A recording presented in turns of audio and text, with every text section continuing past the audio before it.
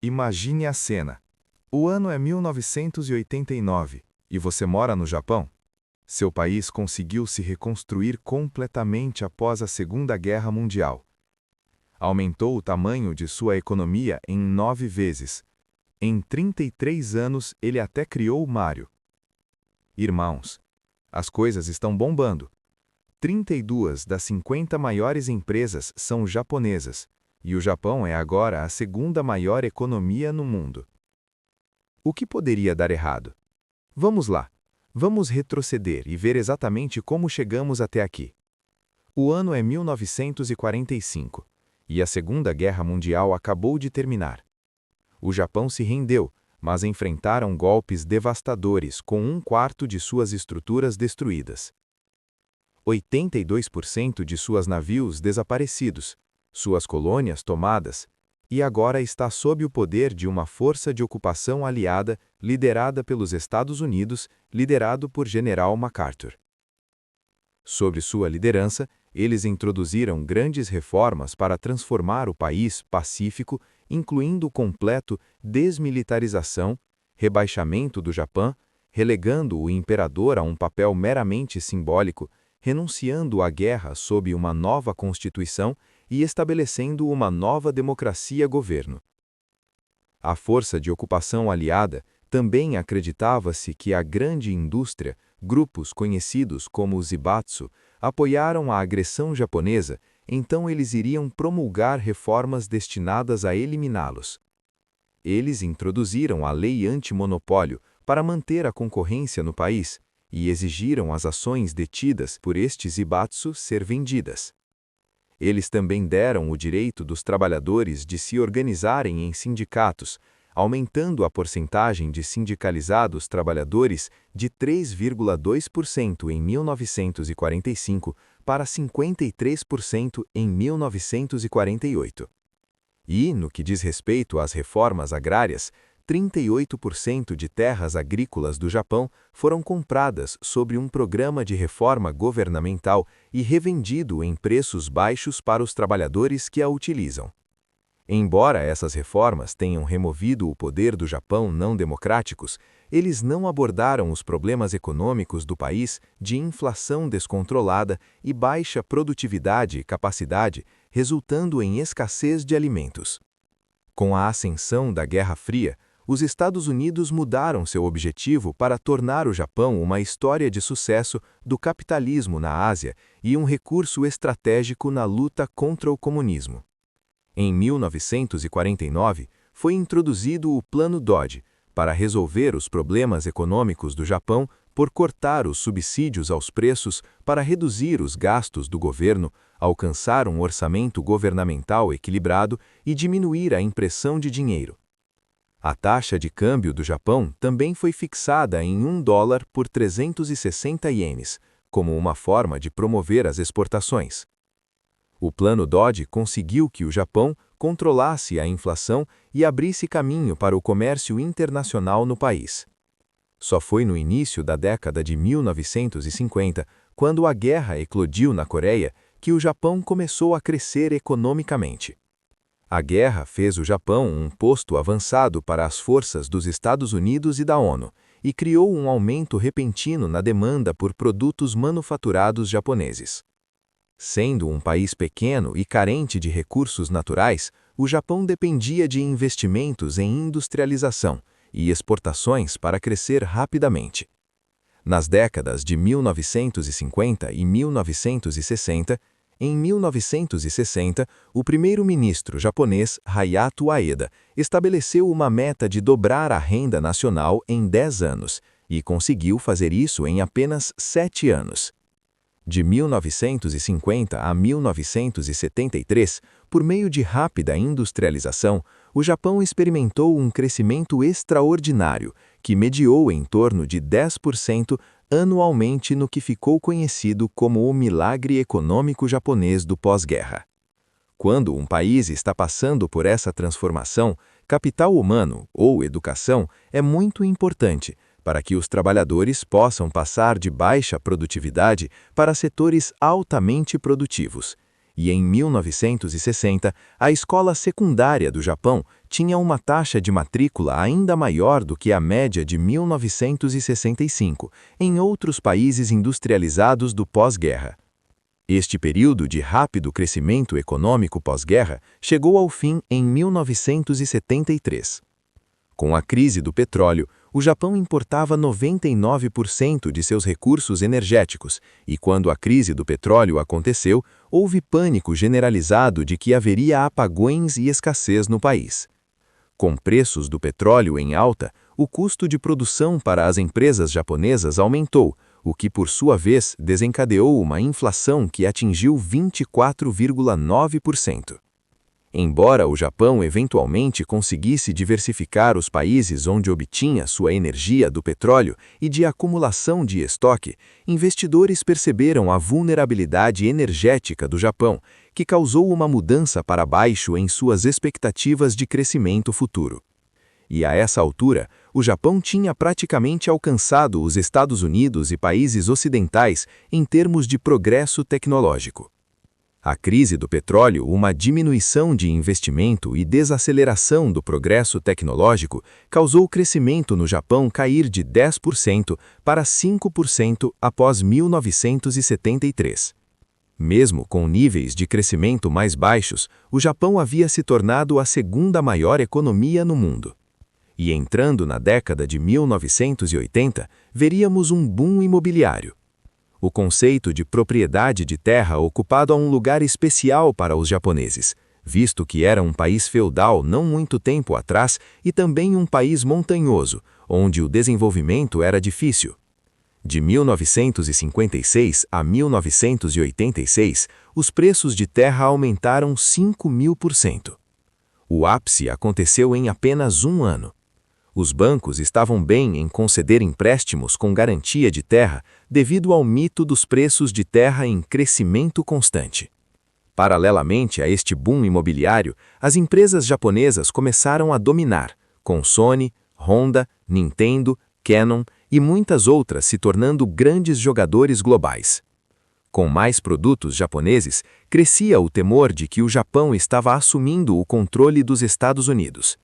Em Detroit, operários da indústria automotiva destruíram carros japoneses em protesto contra eles. Em 1985, o secretário do Tesouro estadunidense James Baker realizou uma reunião com as maiores potências econômicas no mundo no Plaza Hotel, em Nova York. Eles acordaram em baixar o preço do dólar americano em relação a outras moedas, incluindo o iene. Embora isso aumentasse o poder de compra do iene em relação ao dólar, também tornou as exportações japonesas quase o dobro de caras, o que corria o risco de enviar o Japão em recessão. Para evitar uma recessão e impulsionar a economia, em 1986, o Banco do Japão decidiu manter uma taxa de juros baixa, tornando barato emprestar dinheiro. E esse dinheiro fluiu para a terra e o mercado de ações. A taxa de juros usada para empréstimo aos bancos comerciais foi levada a atingir uma mínima histórica de 2,5% em fevereiro de 1987.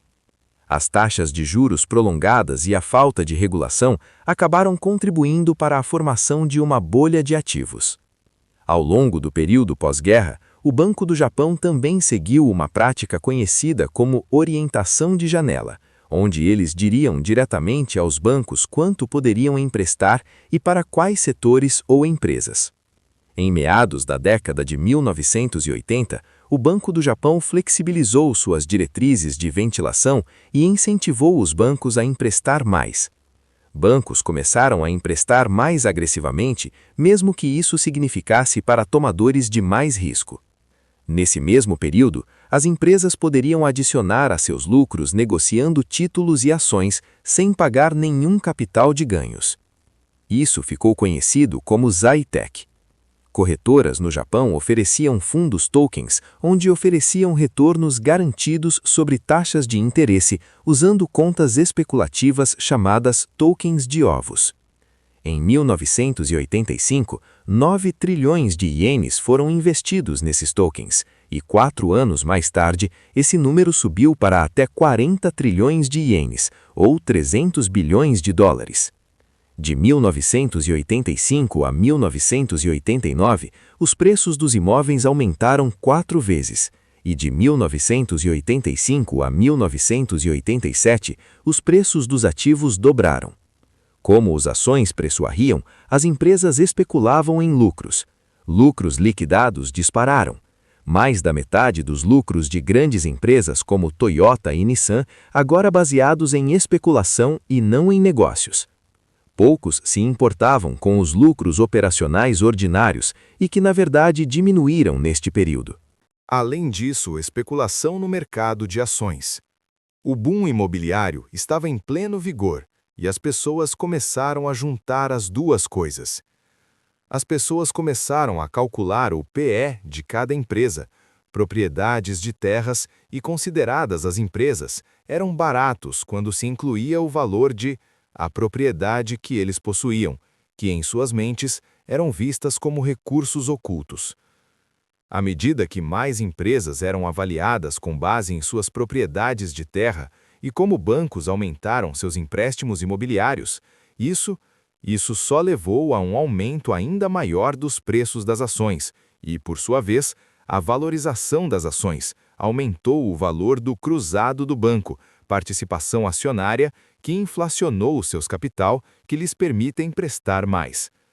Esse processo circular criou um resultado fatal: falha e uma grande bolha no Japão economia. Mesmo com o mercado de ações de 1987 após o acidente, o Japão se recuperou melhor, tornando-se.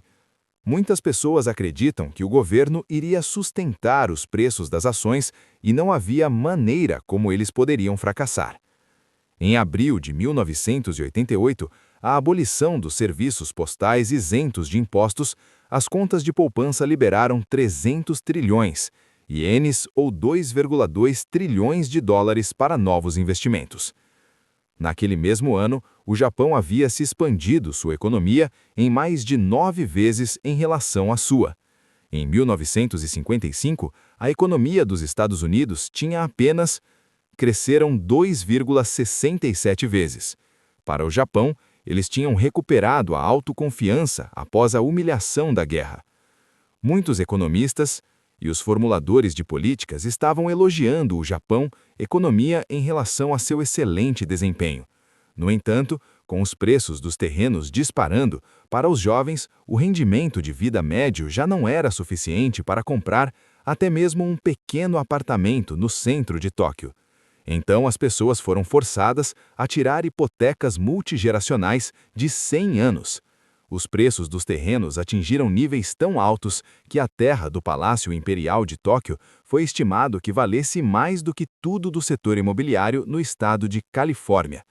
Chegaram mesmo a ser feitos planos para construir uma cidade subterrânea em Tóquio. Diante de um grande superávit comercial, as empresas japonesas estavam gastando extravagantemente em compras maciças em América.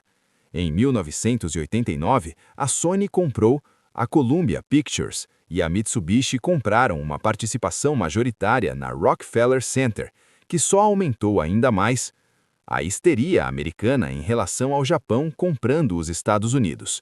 Com um iene forte, moeda e nova riqueza no Japão de os lucros da bolha, o mercado de arte viu uma de suas maiores ondas de compras. Colecionadores japoneses gastaram 8,7 bilhões de dólares em pinturas mundialmente famosas dos artistas como Van Gogh, Renoir e Monet. Em Tóquio, o golfe também se tornou um esporte significativo, jogado por 1/3 de empresários. E o exclusivo Pogan Country Club atingiu preços de 400 milhões de ienes ou 2,7 milhões. O valor total das adesões de clubes de golfe no Japão foi estimado que tenha atingido impressionantes 200 bilhões de dólares. Em dezembro de 1989, o índice Nikkei atingiu um pico de 38.915 e a Nomura Securities previu ousadamente que chegaria a 80.000 em 1995. No entanto, as ações japonesas já haviam aumentado 3 vezes mais rápido que lucros corporativos, mesmo incluindo lucros especulativos insustentáveis em lucros da empresa. As coisas estavam prestes a dar uma guinada dramática. No final de 1989, Yasushi Mono estava nomeado como o novo governador do Banco do Japão, e ele partiu com o objetivo: estourar a bolha. No dia de Natal, ele ordenou ao Banco do Japão que aumentasse as taxas de interesse, e o Nikkei vai atingir seu pico poucos dias depois. Ao contrário de outros acidentes como o de 1929, o Japão não aconteceu da noite para o dia, mas em vez disso, a bolha foi gradualmente desinflando. O Banco do Japão aumentou as taxas de interesse 5 vezes até chegar a 6% em agosto de 1990. E essa política monetária restritiva, juntamente com a queda de confiança dos investidores e a alavancagem excessiva existente, acabou por pôr fim ao stock market e às bolhas de preços de terra. Em 1992, o Nikkei havia caído 60% de seu valor, e em poucos anos, Tóquio, os preços de imóveis caíram 60%. A bolha era insustentável e precisava ser fechada. Ao serem descobertos, as pessoas perderam muito dinheiro do acidente e pararam de gastar dinheiro, que levou o Japão à recessão. Diante dessa recessão, o Japão governo promulgou medidas agressivas macroeconômicas para impulsionar a demanda, aumentando os gastos do governo para financiar obras públicas e construção, e também fazendo com que o Banco Central reduzisse taxas de interesses para tornar mais barato pedir dinheiro. E com isso parecia que o Japão estava se recuperando da recessão, quando em 1997 algo mais surgiria: uma crise bancária. Depois que a bolha estourou, muitas empresas não conseguiam mais pagar seus empréstimos aos bancos. Em vez de forçá-los a pagar, muitos bancos decidiram dar uma folga a essas grandes empresas, seja por reduzir as taxas de interesse ou perdoar parte dos empréstimos. Esses empréstimos, que eram tornados públicos, que eram improváveis de serem reembolsados, foram conhecidos como empréstimos zumbis, e havia centenas de bilhões de dólares em seu valor. Em um ambiente competitivo normal, essas empresas não lucrativas fechariam as portas, mas com a ajuda dos bancos, elas tiveram permissão para sobreviver. Com empréstimos zumbis representando grandes parcelas de um ativo do banco, isso colocou alguns bancos em sério perigo e, eventualmente, levou à falência do primeiro grande banco, Hokkaido Takushoku, em 1997. O governo acabou tendo que intervir para resgatar alguns bancos da falência. Levaria 6 anos a uma década para todos os empréstimos zumbis serem eliminados dos balanços dos bancos, um processo doloroso, mas a crise finalmente estava terminada. Durante as 2 décadas perdidas, a economia do Japão cresceu 0,8% ao ano em termos reais. Em comparação aos Estados Unidos, o Japão ficou para trás na adoção de informações e tecnologia, bem como investimento na indústria digital crescente. O Japão passou de ser uma das empresas de crescimento mais rápidas para uma das mais lentas, e esse crescimento lento persistiu por 2 décadas. O mercado de trabalho japonês também era conhecido por ser notoriamente rígido, onde era difícil contratar ou demitir pessoas. O termo Madogi Wazoki foi criado para pessoas que sentam ao lado das janelas, não trabalham e têm, em vez disso, sido marginalizados pela empresa. Enfrentando condições econômicas desfavoráveis e com as empresas japonesas oferecendo seu emprego de vida aos empregados, isso significava menos oportunidades de emprego para a força de trabalho jovem, menos inovação e criaria uma geração perdida. Alguns desses jovens se afastaram da sociedade e se tornaram reclusos, recusando-se a sair nas casas de seus pais, entrar na força de trabalho ou interagir socialmente com o mundo exterior. Enquanto o Japão havia entrado em décadas de estagnação, os 4 tigres asiáticos, Hong Kong, Singapura, Taiwan e Coreia do Sul, seguiram o Japão no sucesso econômico precoce em industrializando, e agora liderando a uma forte concorrência para o país. Em 1989, as pessoas e empresas estavam gastando tão pouco dinheiro que os preços começaram a cair e o Japão experimentou uma deflação espiral. Normalmente, para contrariar isso, os países imprimem dinheiro e reduzem as taxas de interesse para tornar o dinheiro mais barato e incentivar os gastos. Mas o Japão já estava fazendo isso há anos, levando as taxas de interesse a caírem para quase 0% em 1998. No entanto, as pessoas ainda não estavam gastando, os preços estavam caindo e a economia estava estagnada.